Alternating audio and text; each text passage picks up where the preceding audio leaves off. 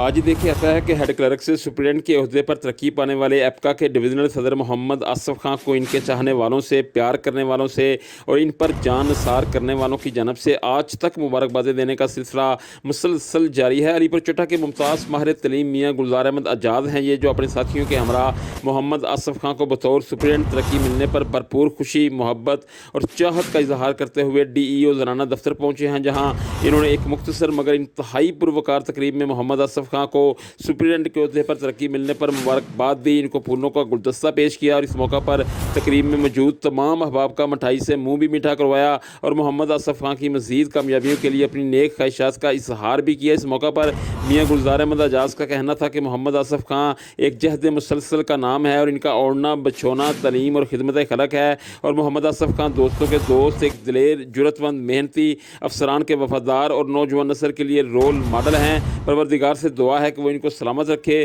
اور ان کو مزید کامیابیاں عطا کرے۔ تقریب میں محمد زکات سلیری ایڈوکیٹ، چودھری فخر زمان گمن، مہر محمد جمیل، میاں اسلم تبسم، راؤ محمد ارشاد، سپرنٹینڈنٹ محمد آصف حنیف، مہر شفیق انصاری، چودھری ذکاء اللہ باجوہ، سید عمران شاہ، مختار احمد نے بھی شرکت کی۔